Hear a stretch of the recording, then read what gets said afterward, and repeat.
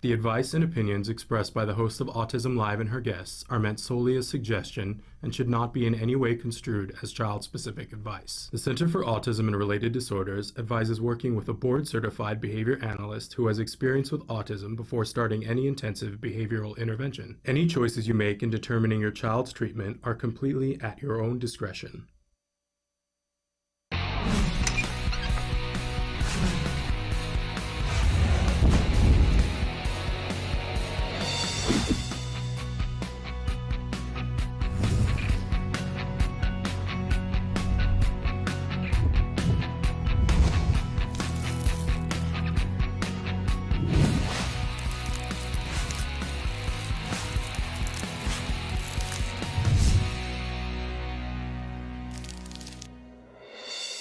Good morning and welcome to Autism Live. I'm Shannon Penrod. We are coming to you from the Warner Center in Woodland Hills, California. This is the home for Autism Live. It is also the home for the Center for Autism and Related Disorders. We're really thrilled to be here with you this Monday morning. I got a show for you. I want to talk to you about a couple of things really quick. First of all, the whole show is meant to be interactive. You can contact us. We love it when you contact us. There's lots of ways that you can contact us. Traven's going to show them to you.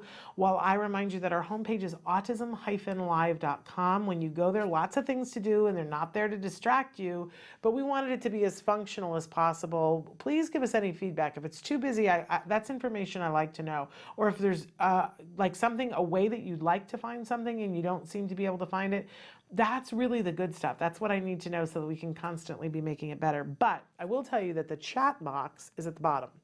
If you click on that and you start to type something and you hit enter, then it shows up here on my screen. You and I can have a conversation.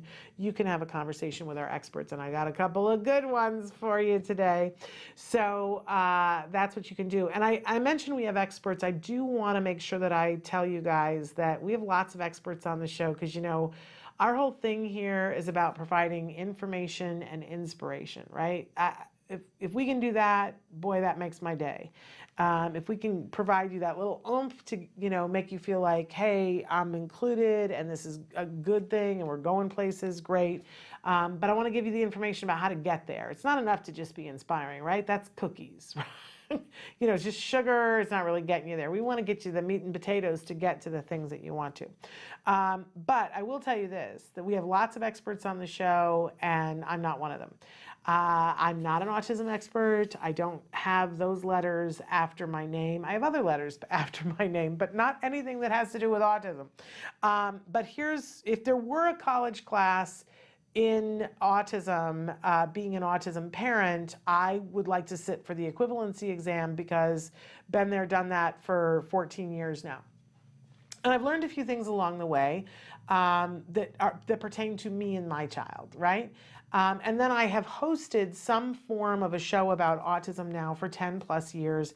And I've learned a little bit through that too, and constantly interviewing these experts. So I honestly say to you, I have an informed opinion, but not an expert. But I'm happy to tell you my opinion based on what I've heard and learned, but I'm not an expert. And if I sound that way to you, I just want you to know that it's just because my voice is strident. It's not the truth. And I know I'm not an expert. But I care completely about what's happening for you and if you're getting to the resources that you need. And if you feel alone, I don't want you to feel alone. This big, beautiful community and it's a spectrum, right? It's this big, beautiful spectrum of people. It includes people who are on the spectrum. It includes all of the people who love them, all of the people who work with and for them. We're all part of this bigger community. And I know that we don't have a lot in common a lot of times, and a lot of times we don't agree.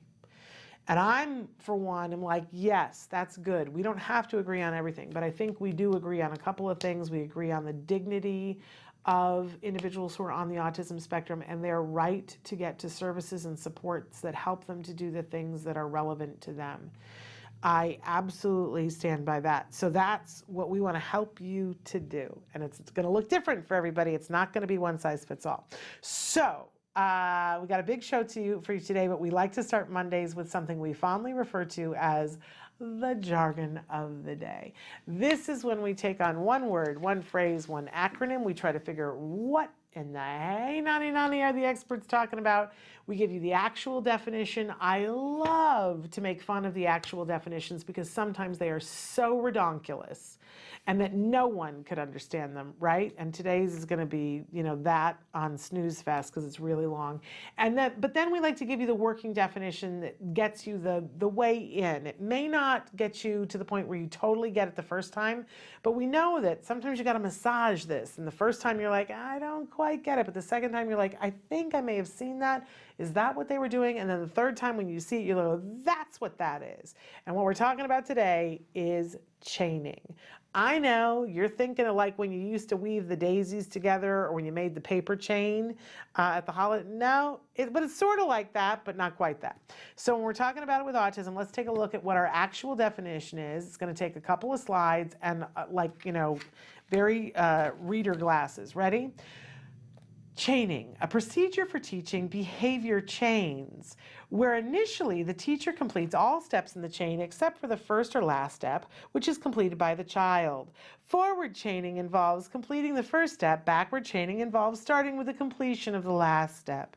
The child receives reinforcement once the chain is complete. When the child shows competence in completing the first or last step in the chain, the teacher performs all but the mastered step and the next step in the chain, and so on, until the child is completing the entire behavior chain independently.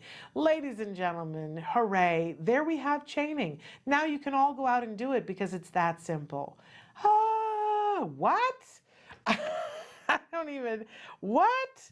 No. Okay, so let's move on to our working definition and see if we can't make some, and this is not going to be that much better, but then we're going to get into it. So chaining, it's a procedure for teaching behavior chains. We still have the actual thing in there.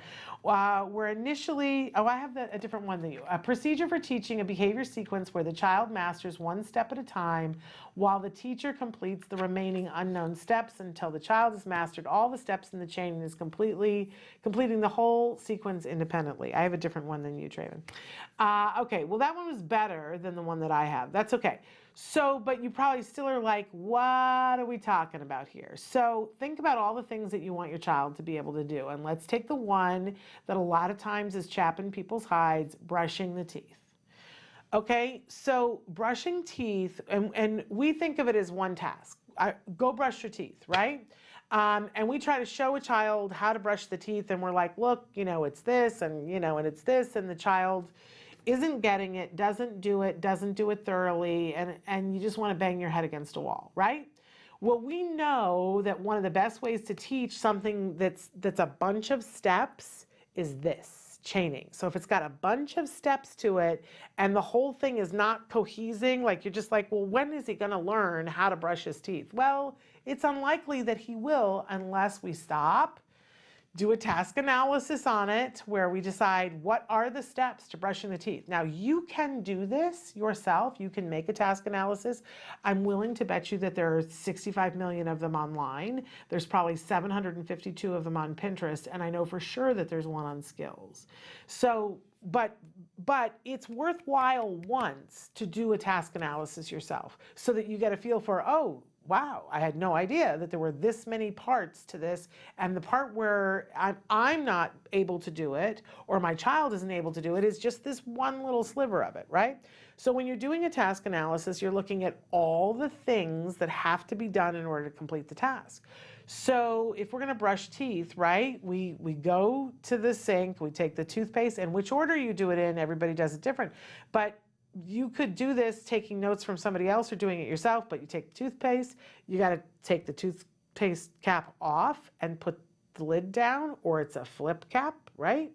Then you have to squeeze with enough force to get it on the toothbrush. Otherwise, it squeezes, it's all over the sink, it's not on the toothbrush, right? That's one very important part. But you get the toothpaste on it. Now, some people at this point put the toothpaste down, turn the water on, and wet the toothbrush. Some people do that before. You're right, there's choices here, right? But eventually, toothbrush has toothpaste, wet or not wet, and then we go in and depending on the toothbrush and the way you do it, like my son and I have Sonicare toothbrushes, which is a very specific thing, right? You do one quarter at a time and then it buzzes and then you move to the other quarter. It may be that your child has a toothbrush that they push the button and it does some of the scrubbing for them and it plays a song. And when the song is over, they're done. Like there are different elements to this, right? But then there's the spitting and the rinsing and the putting the toothbrush away and putting the cap on and the toothpaste away, right? Now, all of it isn't age appropriate for all kids, but how do we begin to teach this? So if we do this using chaining, we decide, first of all, where do we want to start teaching? And do you just want to teach the toothbrushing for a very young kid, or do you want to start with the toothpaste because you've got a 13-year-old? And we want them to be doing their own toothpaste. For a 3-year-old on the spectrum, we probably are going to do the toothpaste for them for a while. For at least a little bit, right? So where are the parameters of where we're teaching? And do we want to start at the end or do we want to start at the beginning? Let's say that we do backward chaining. Or it's actually forward chaining. So we start with no, I've got it. But anyway, you start with the last task, right? And you say, so we're going to do the part where they put the toothbrush back into the toothbrush holder. Okay, so I'm going to do every other step and I'm going to be talking about it the whole time and I'm going to go here, I'm putting the toothpaste on and now I'm brushing your teeth and I'm brushing the bottom ones and I'm brushing the top ones and I'm making sure that I do this and I want you to spit and all these things and yay, right. And now I'm going to give you the toothbrush and you put it back in the holder and they do and you go, fantastic, you brush your teeth, yay. Now let's go do this fun thing because you earned it, right? So the only part you made them do was put the toothbrush in the toothbrush holder. And you do this for like 4 days. And every day it's a big deal. And you talk about it and you're like, dude, you are so fantastic. You put the toothbrush back in the holder. Fabulous. Then after 4 days, and he's doing this consistently, and maybe at a certain point you don't prompt him anymore, you do all the toothbrushing and you hand him the toothbrush and you just wait and he puts it back himself. Yay, you knew what to do. Fabulous. Now we can move on to the next one. And so the next step back maybe is to rinse the toothbrush. So now we teach this, right? And we prompt them through it and go, we do all the other steps and we talk through it. Now you get the toothbrush, now rinse it off. Yeah, oh, great, wonderful, wonderful, wonderful. And you wait to see, do they put it up in the toothbrush? Yeah, rah, rah, rah. And some sort of a reinforcer. Now we get to go play, 10 minutes of video games, or now we get to go watch a program, or now, you get to play with your dog, whatever it is that's meaningful to that individual. And so then you go backward to the next step until you get to the point where, they're just scrubbing the bottom ones. And they rinse the toothbrush up and they put it back. Yay! Now we add doing the top ones, whatever, so that eventually they're doing the whole thing themselves. Now we could start at the beginning.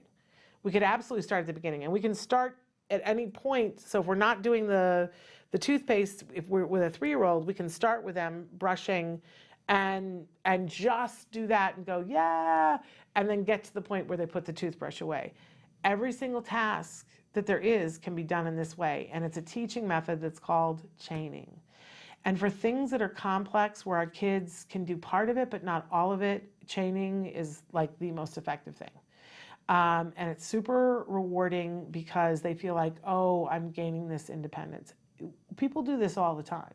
You go to take a ski lesson, they're going to teach you using chaining, right? You want to learn physics, they're going to teach you through chaining. And the times when you feel frustrated is when a teacher doesn't do chaining. When they just go, well, here's the problem, now fix it, and you do it this way, and they didn't show you step by step by step by step. Chaining, it's a really good thing.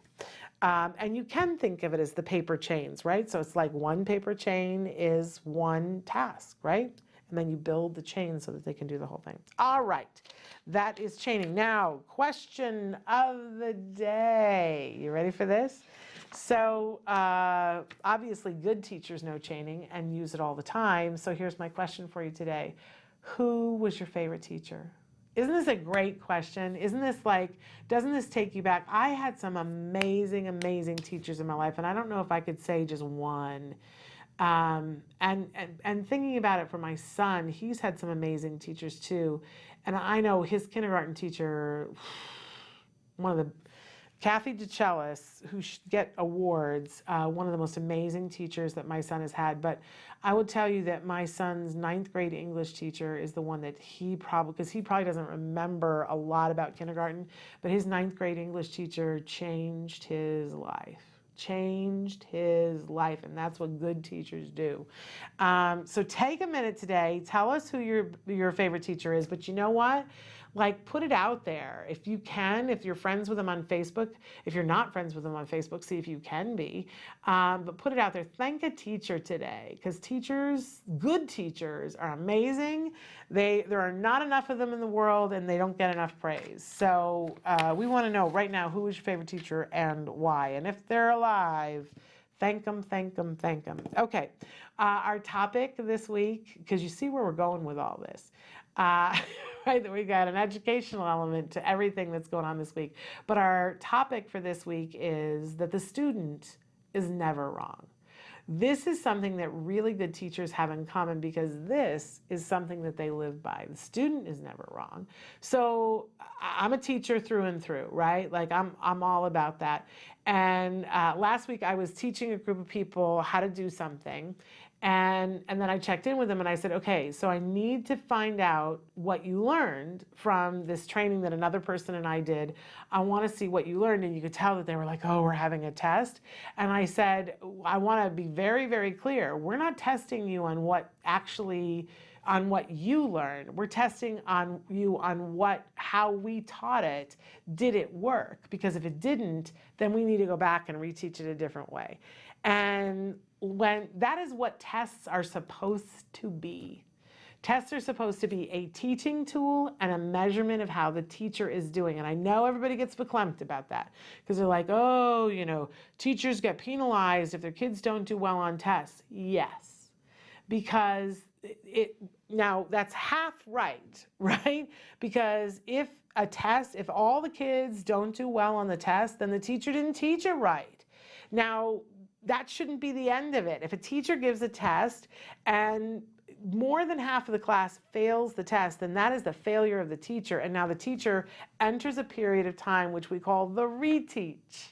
And we find a different method. Well, maybe we need visuals. Maybe we need something else. But it's never the student that's wrong. And yep, sometimes the student has a challenge. Sometimes the student is not capable of sitting in their seat. But that doesn't mean that they're not capable of learning. It means they're incapable at this moment in time in adhering to the construct that we set for learning. All societies don't make their kids sit in desks. Some societies, they're out and they're moving and they're doing all these other things. We created the construct that you're sitting in a chair and there's a table in front of you, and that's how you're going to learn. And if the child is struggling with that, maybe that construct isn't the right thing. And we see that sometimes we give kids a ball to sit on because there's some constant stimuli that helps them to center them, because it's giving them just enough oomph that it's hard for some people to sit still. I'm one of them, right? That they can concentrate a little bit better if there's a little bit of movement that's happening. So the student is never wrong. Try that on for a minute, because it's a whole new way of looking at the world. It's a whole new way of looking at our kids. They aren't wrong. They're communicating to us, and we as their teachers need to hit them where they are. And when I say hit, I mean like educationally embrace and bring in, hit, not the other. But to get to where they are and to meet them there to help them to learn whatever it is that we're learning. And if it's not happening, then we have to look at the method. This is one of the many things that I love about ABA, because this is one of the first tenets of ABA. The student is never wrong. We need to adjust our teaching methods. And that doesn't mean throwing everything out. But if we see that a kiddo is not learning, maybe we need to teach it in a different order. Maybe we need to teach it in a different visual field. Maybe we need to teach it experientially. Maybe we need to teach, this first and ask this question first, and then they get it. I love to take tests, well-written tests, because tests are a teaching tool. They're a teaching tool for the student that helps them to learn the information, but then it sends back the message about, did the method of how we taught work? So we're going to talk about this, how your student is never wrong, throughout the week. I absolutely love it. Okay, so what we have going on today, you ready for this? In just a minute, we have the amazing Bonnie Yates that's going to be with us. She's got a lot that she's going to be talking with us about. And by the way, Bonnie is a special education attorney that you guys can be writing questions into. And then we have Tom Iland, who's been on the show many times. He's an autism advocate and a speaker, and really an amazing guy. And he's got some pretty exciting news about an award that he just won that we're going to let him tell you. Okay? So we're going to take a break. We'll be back with Bonnie Yates, Tom Iland later. Don't go anywhere. Stick with us.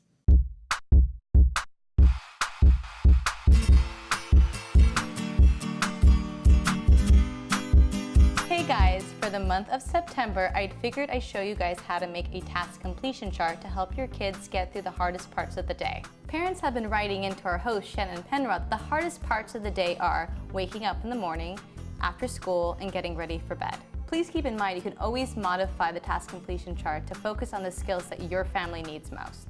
The template we'll be using today to make the task completion chart you can find at facebook.com/autism-live. All right, let's get to it. The materials you'll be needing are the template, cardstock, scissors, hole puncher, glue, pipe cleaner, Velcro, and photos or images.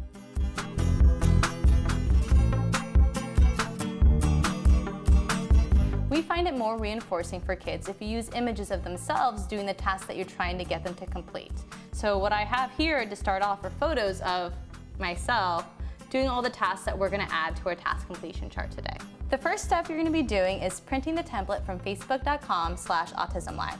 I have it here, and the next thing I'm going to do is I'm going to trim at the top. We don't need that, that's just totally excess.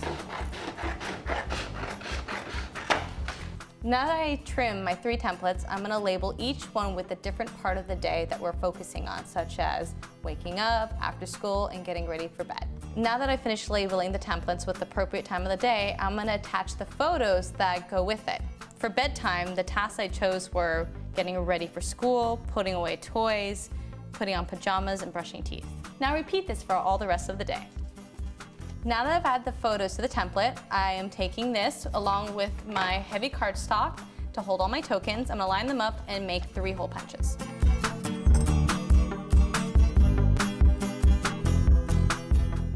I'm going to take this pipe cleaner and attach the pages together with it.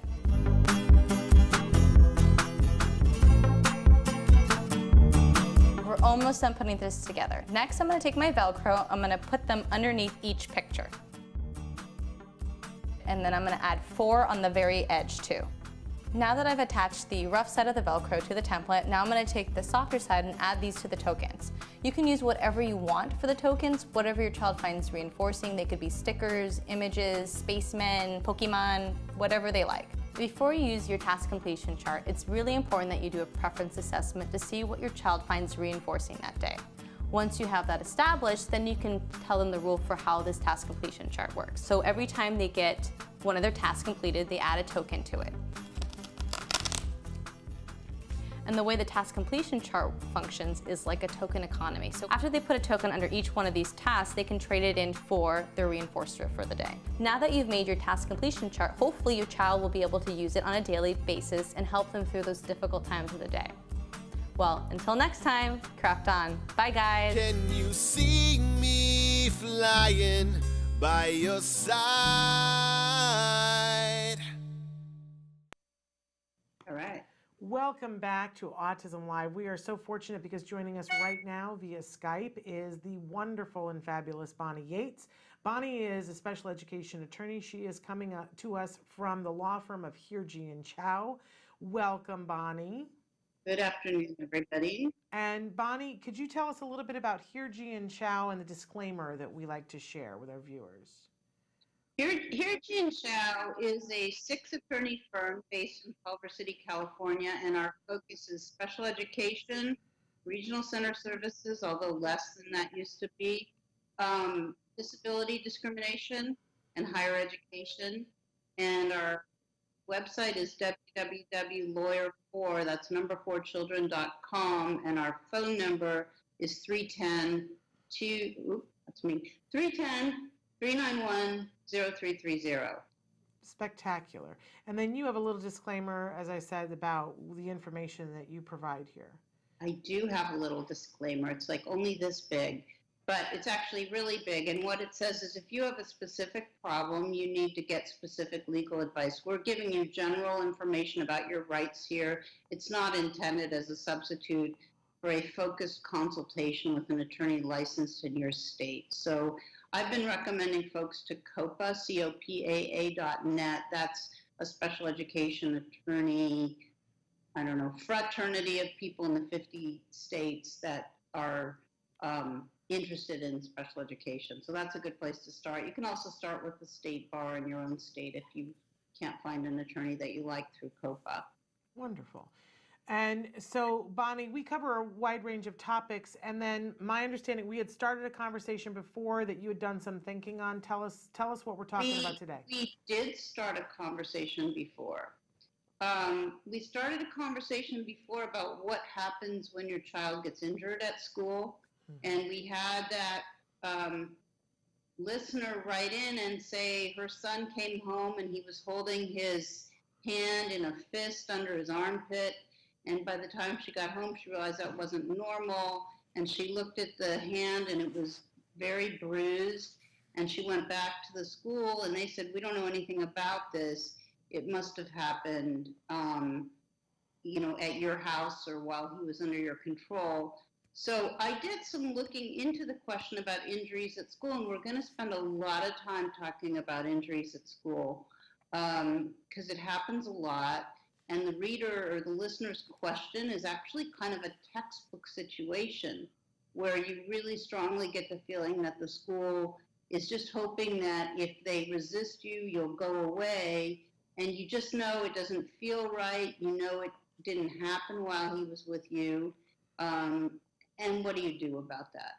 But first I wanted to talk about private schools because that's a really important issue too, I think, right now in at least Northern and Southern California. And then we're going to talk about injuries at school and we'll go from there. Okay. So there's definitely a trend in special education where parents are removing their children from public school and they're placing them in private school and they're suing for tuition reimbursement. And I sort of feel like my practice used to be, a large part of my practice used to be about getting ABA for students in public school. And that area of the practice shifted starting in 2012 because we had insurance stepping up and paying at least for the home ABA hours, and often for the 3 to 6 year group, they'd also pay for ABA at school.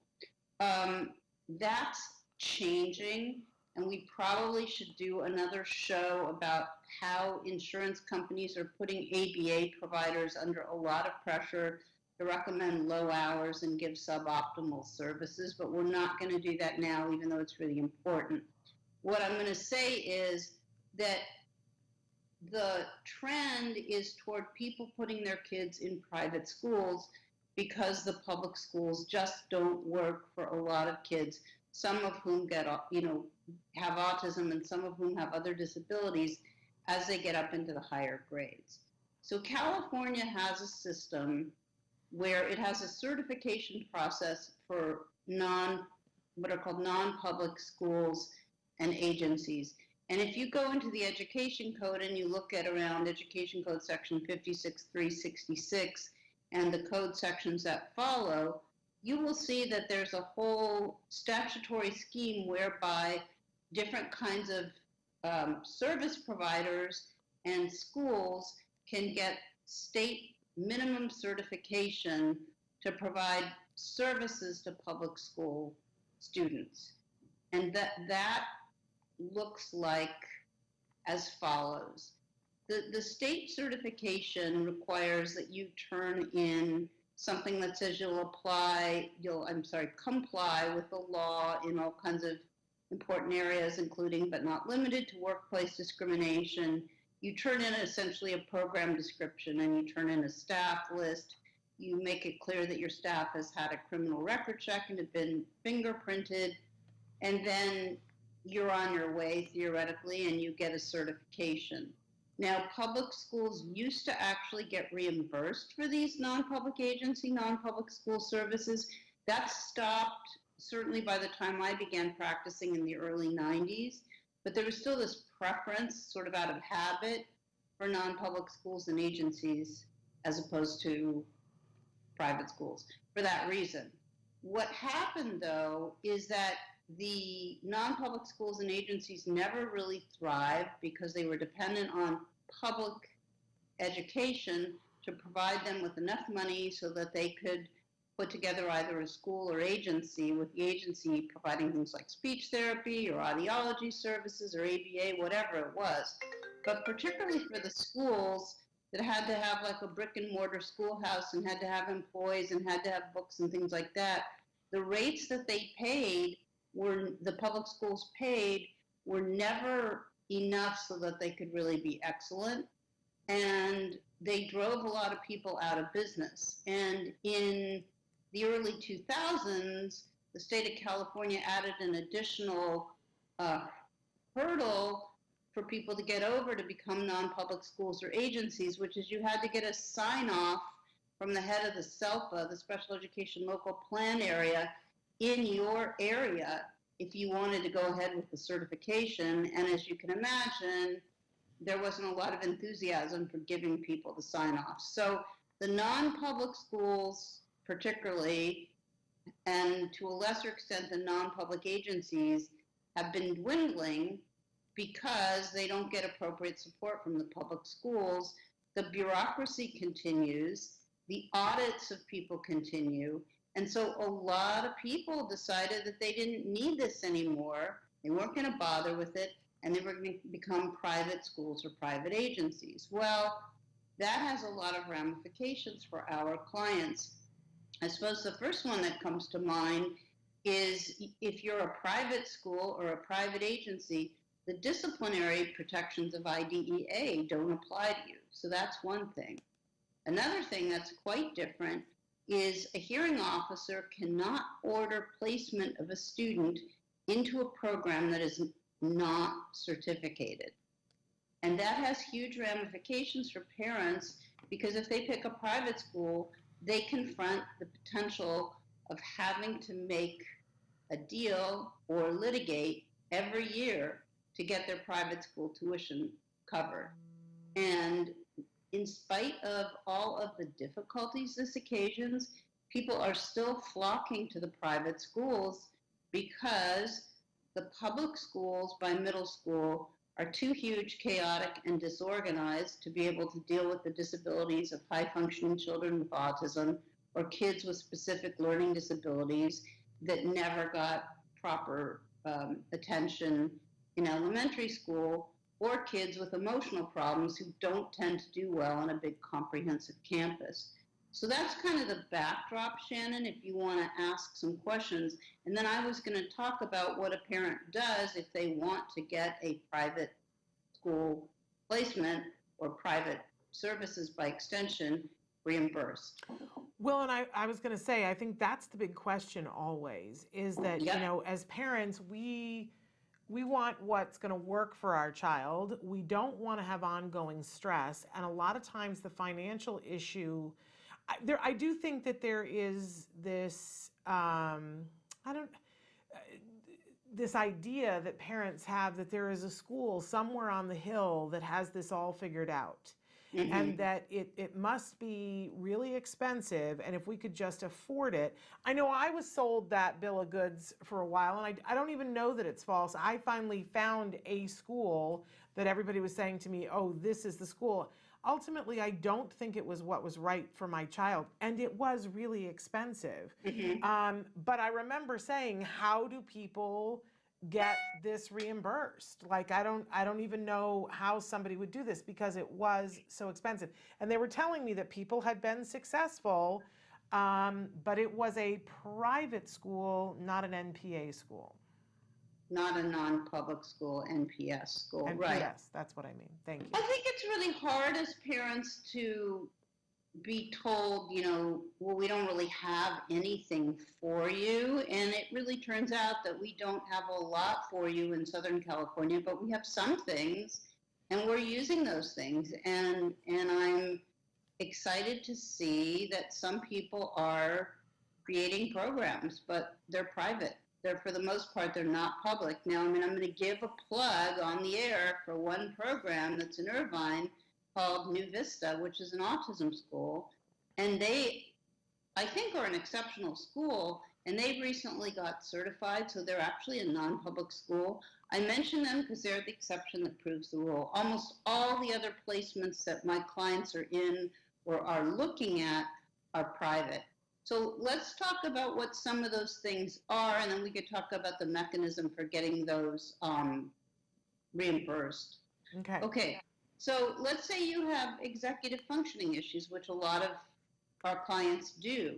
There is now a whole new group of folks that are calling themselves either ADHD coaches or executive functioning consultants. And these people function as counselors. There's also people that are, doing life coaching for kids, because sometimes that's seen as less stigmatizing than counseling. But the executive functioning coach basically helps the person organize and attack their homework and gives them strategies for how to do that. Because if you're, for example, what's called a twice exceptional kid, no matter how brilliant you are, your ADHD and your organizational issues may be causing so much of an impact that you're really not going to be able to get the kinds of grades that you want. So we have people doing things like that. We have people doing speech therapy. We have people doing cognitive behavior therapy counseling for children. We have people doing occupational therapy, et cetera. It runs the gamut, occupational therapy. And so just as the adage is that it's pretty hard to find somebody through your private insurance, let's say, that you want to use for counseling, it's probably going to be pretty hard to find a non-public agency. In fact, if anybody knows of a non-public agency that does educational therapy / ADHD / executive functioning coaching, I'm looking for one, because we're doing a hearing for a high school student that requires that kind of expertise. But that's the non-public agency side. On the school side, we've got private schools in the South Bay of Los Angeles and on the west side of Los Angeles, and to a lesser extent in the West Valley and other places that we're putting our students in. Some of those schools are non-sectarian, California accredited private schools. And in some cases, we're putting students in parochial schools. And I would say of the parochial schools at the elementary level for children with autism, sometimes those schools are much less expensive than other private schools. So that's sort of the menu of the types of private options we have. We also have placements for emotionally disturbed kids, although not many. And a lot of our clients that have emotional problems, a large part of which may be caused by how the public schools have handled their disability, get sent to residential facilities. And we could do a whole other show, and maybe we should, on residential placements, because I think that you have to look at them very carefully and make sure that what's going on there is what you want to have go on there.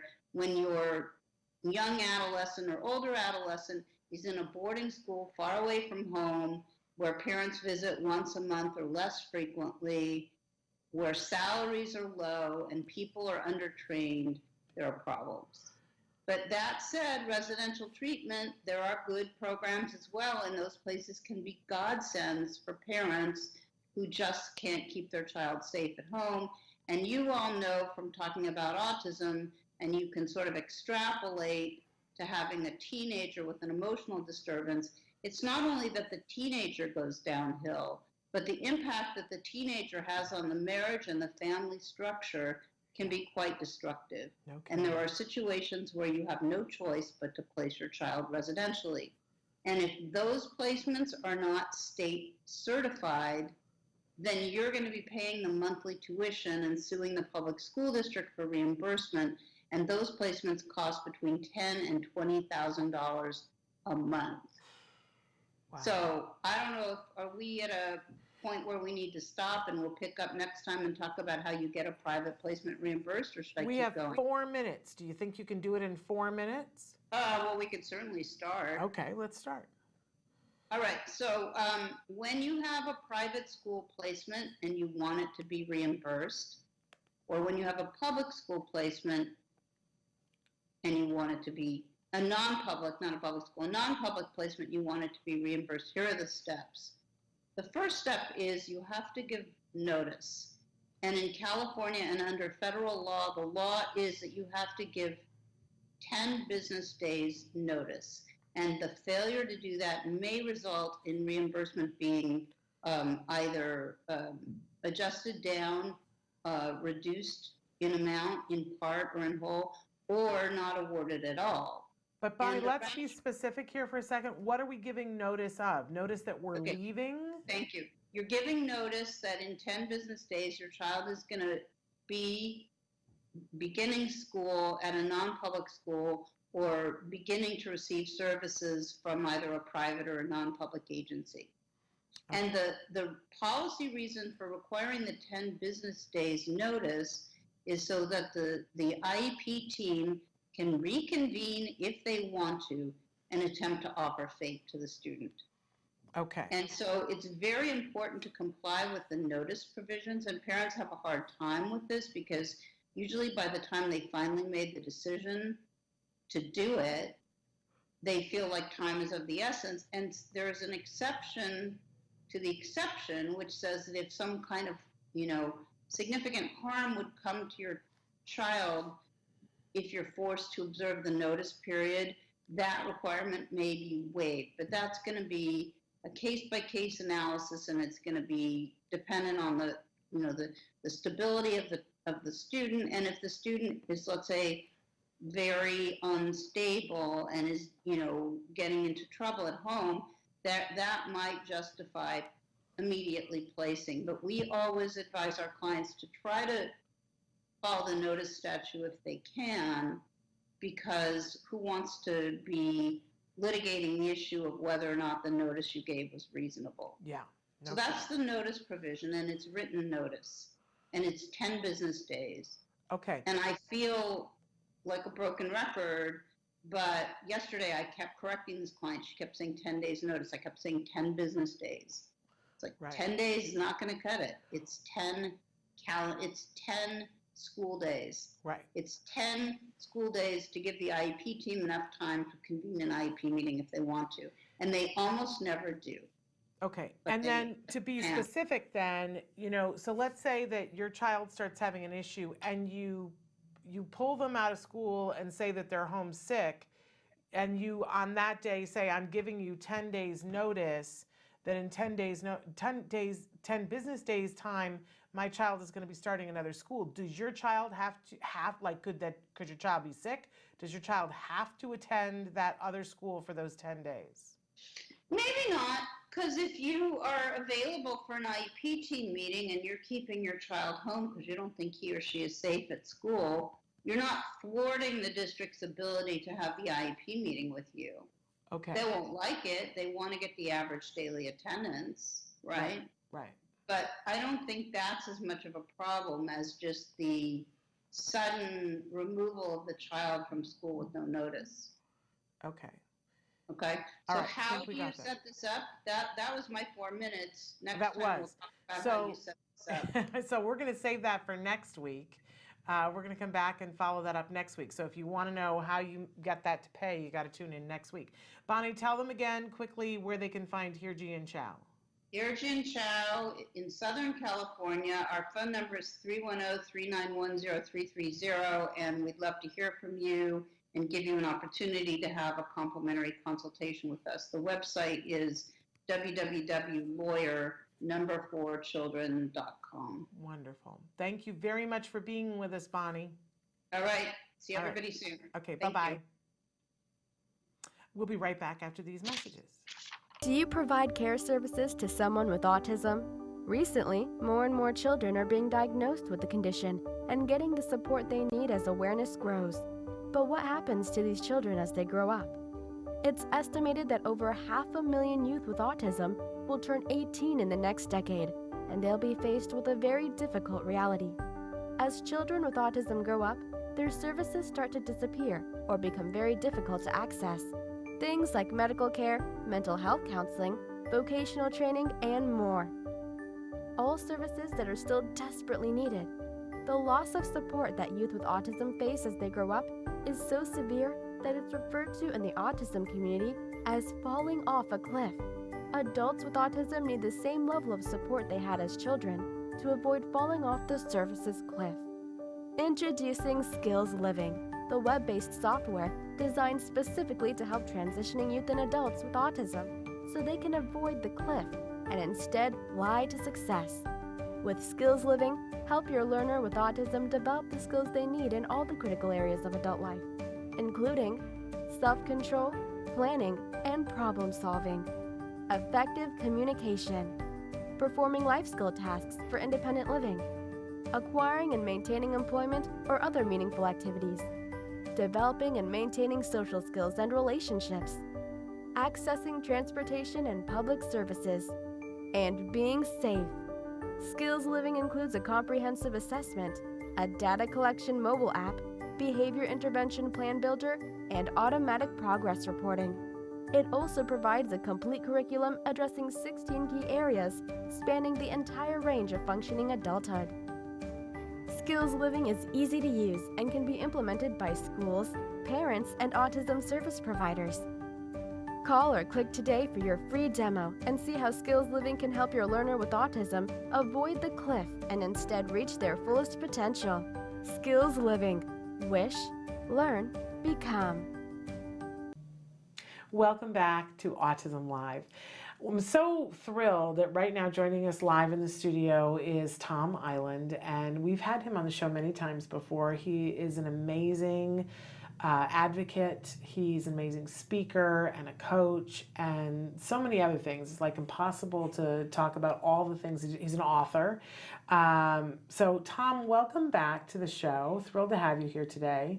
And I mentioned earlier in the show that you recently won an award, and it's a very big deal. And so I want you to tell folks, and you even brought the award with you. So tell us what happened and what you won. Certainly. So I'm a member of Toastmasters International. It's a not-for-profit that helps you improve your public speaking and your communication and your leadership. And Toastmasters has an elite accredited speaker designation for professional speakers that have mastered the art of public speaking.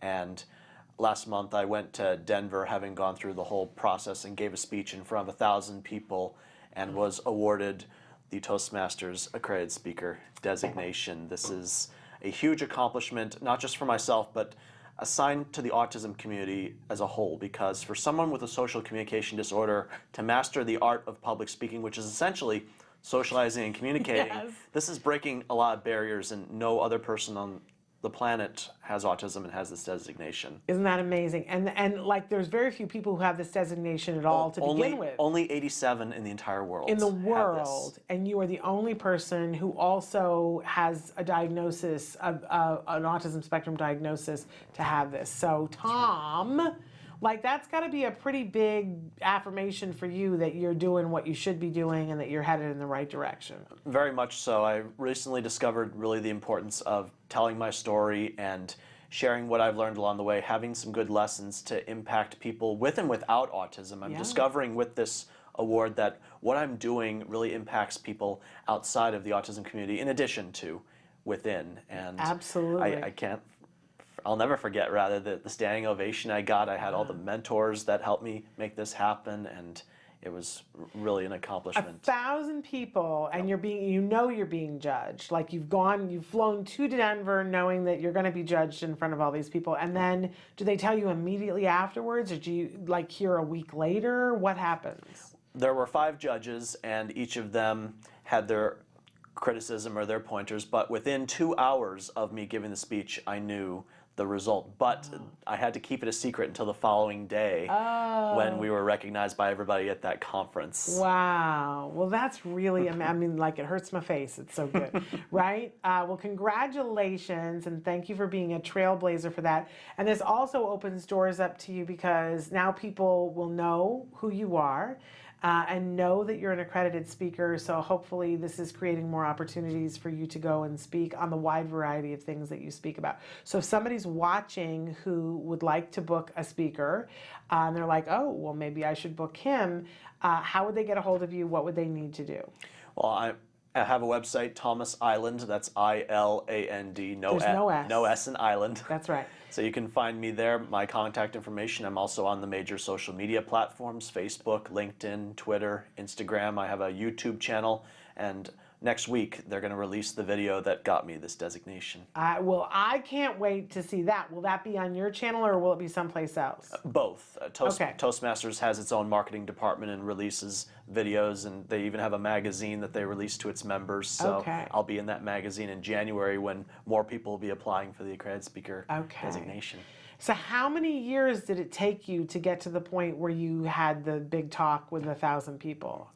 So I applied first in 2018, and I had to document 25 speaking engagements from the last 3 years of when I applied. So I'm looking at all the places I've spoken, and these are non-Toastmasters speaking engagements, so I can't be speaking to Toastmasters and count that. But, so I got 25 speaking engagements together, 5 letters of recommendation from clients, and put together a video of me speaking about 25 minutes long.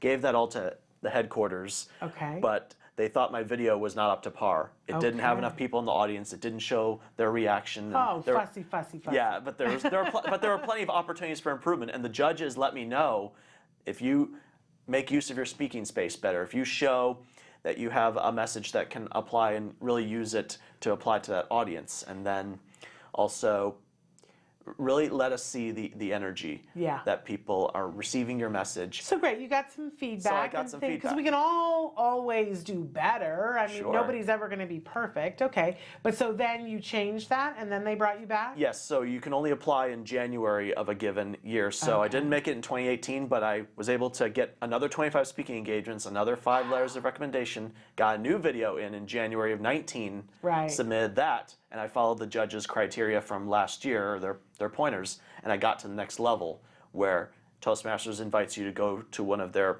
conferences, conventions, and then give the speech in front of 1,000 people. Well, that's some perseverance right there. Congratulations on you, because a lot of people after the first time would be like, well, I'm not going to put the time and energy into that, but look at where you've gotten to. Absolutely amazing. And then underneath of that, you have a magazine. Show us. I was recently on the cover alongside Anita Lesko of Autism Asperger's Sensory Digest. I love and then here's an article about my story and the book that I wrote with my mother come to life, and what I'm doing to improve the lives of people with autism and beyond.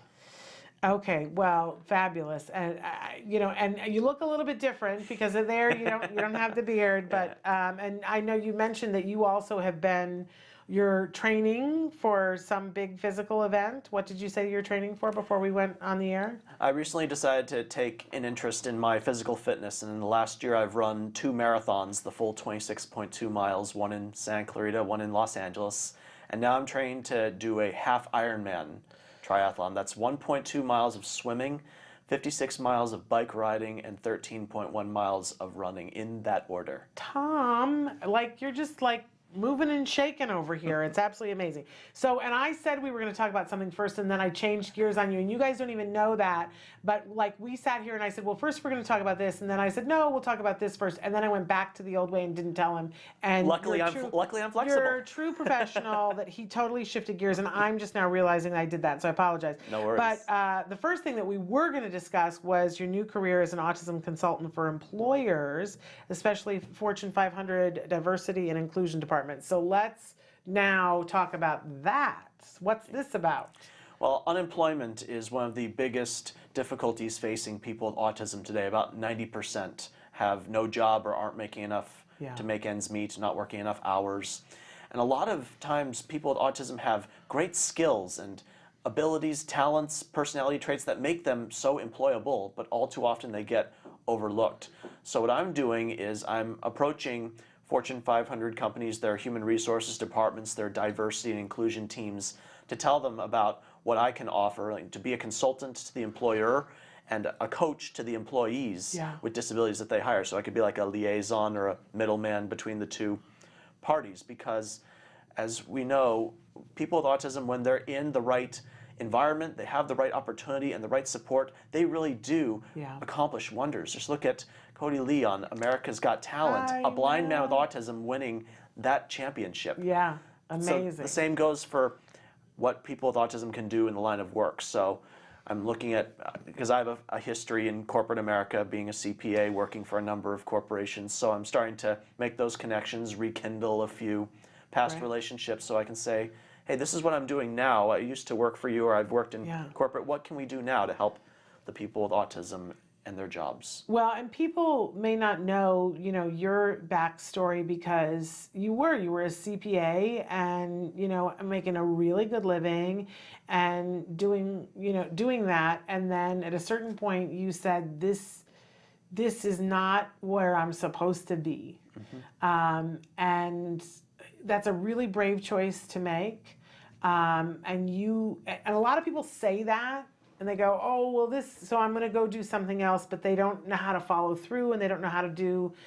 Tom is amazing, and that you have followed through. You said, I want to be a speaker. You've taken all the steps. You are speaking and speaking professionally, and now with this award, absolutely amazing. So I have no doubt that you're going to be killer at this, at being a consultant for employers and employees.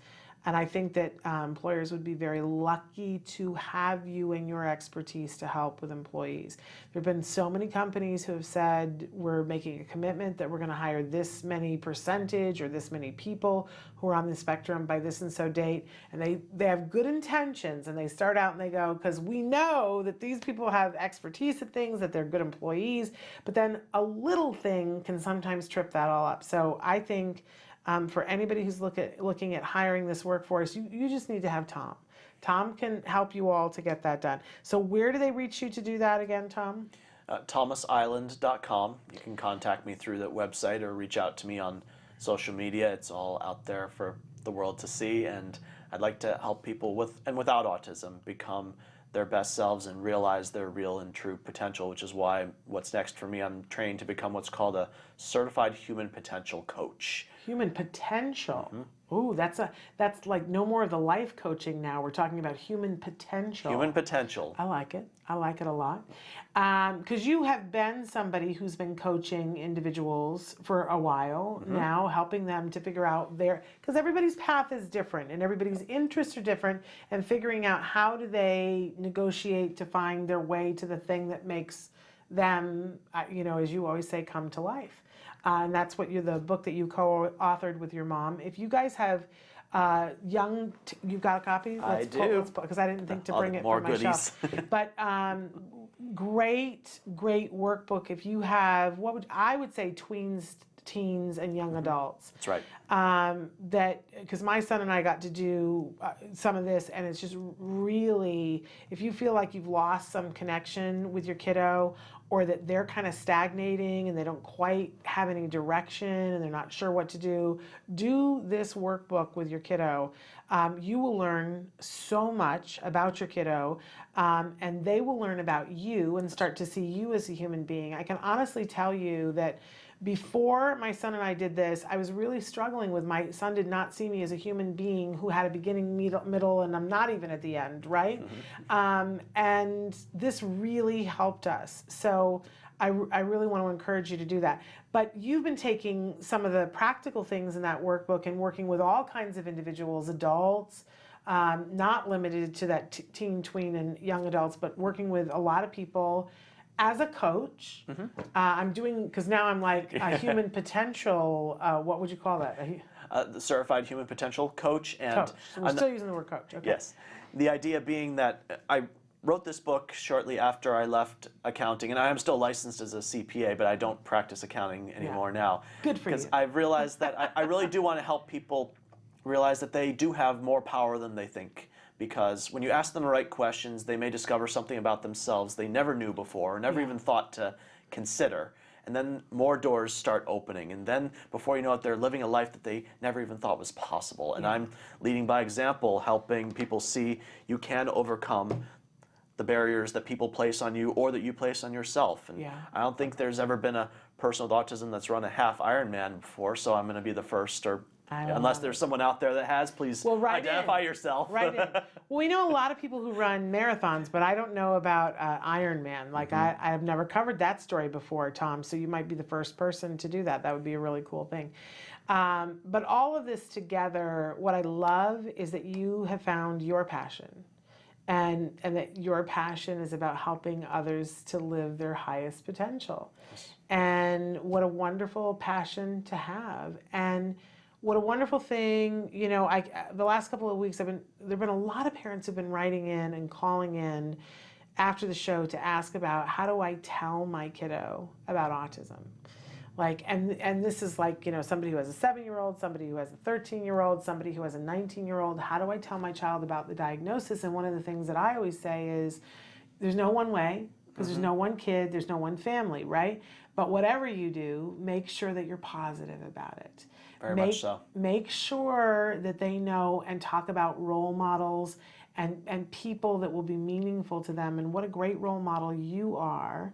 And what a positive message you have about, you know, life is out there, and don't wait for it to come to you. You got to come to it. That's why we named it Come to, because life doesn't come to you. It's up to you to come to life. You have to go out there, make things happen for yourself, take risks, even if it's scary, even if you might mess up once or twice. I didn't get this the first time. Right. Well, I never noticed before, because there's 2 subtitles here. One is Your Guide to Self-Discovery, but the subtitle is, go ahead. Helping youth with autism and learning differences shape their futures. Because they are growing up. People with autism, the children become adults, and all too often we think, what's going to happen when they turn 18? Are they going to be able to lead a life for themselves? What kind of jobs can they have? Will they go to college? Will they get married, have children? All these questions we have for them, and when we ask them what they want, and then they say, I don't know. Right. Before you know it, they're leading a life that's not theirs, or we're shaping their futures when it should be them that shape their futures. Have a say in the decisions they make so they can live the life that they want. I heard somebody say the other day, I don't want to be a professional victim. And I was like, yeah, none of us want to be that, but also none of us want to teach our kids to be that. And if we did flip the equation and not have it be like, well, you know, what is it going to be that comes to our child, and instead help them to find what it is that they want and move towards that direction. And on that note, I think the accredited speaker designation also helped me see that I really have the power, because you've had my mother on here with me many times. We do make a great team. However, I've realized my mother had no part in this process. I did this all by myself. Which is a wonderful thing. Which is a great thing. Like, we all have that moment in our lives where we have to get to that thing. If we've had that kind of a parent, which you have had that kind of parent, I had this kind of a parent, that, you know, where you stand on your own and you do it your own way and do your own thing. And what a wonderful thing for you to say, this huge accomplishment that you did completely on your own, which is which is not to say that you didn't have teachers, right? But you guys know what we're talking about here. So, what a great role model you are. Let's tell them again what the website is, where they can go to find you and all of this material, buy the book and book you as a speaker. Certainly. So it's Thomas Iland, ILAND.com. You can find me on Facebook, LinkedIn, Instagram, Twitter, and YouTube. And I look forward to helping you realize your true potential. Let's come to life. I love it. I absolutely love it. All right. Well, we are out of time, you guys. So I want to take a second, and somewhere I have it here, but I don't know what I've done with it. Traven, I'm lost in the woods again. Yes, no. Here, right here. I want to tell you what else is happening this week on the show. So tomorrow, Best of, which we show on Tuesdays. Then on Wednesday, we believe we are being told right now that we do have Dr. Doreen Grant-Pichet, so we'll keep our fingers crossed about that. On Thursday, we have autism expert Veronica Lugano. And on Friday, for Let's Talk Autism with Shannon and Nancy, we have Erin Murphy. You guys knew her as Tabitha on Bewitched. She's all grown up now, and she happens to be a mom of someone who's on the autism spectrum. So she's being honored this year at Denim and Diamonds. She's going to be with Nancy and I talking about her journey and about what this experience has been like for her. You're not going to want to miss it. We'll also ask her some of the prerequisite Bewitched stories, because I loved Bewitched. It was one of my favorite things as a kid. And it will be scary because I was a kid when Bewitched was on and she was a kid actor, but you will see her and you will be like, these people were not born in the same decade, because Erin looks like she could be my child. She looks very young and fabulous. And, because actors are like that. I don't understand. It must be the skin cream. We'll have to ask her. But she will be with us next Friday. That I promise you that will be an interview not to be missed. And then we'll have other things, mindfulness moments, and hopefully autism in the classroom along the way. And there's always surprises. So all of that coming up this week. Until tomorrow, give your kiddos a hug from me and one for you too. Bye-bye for now.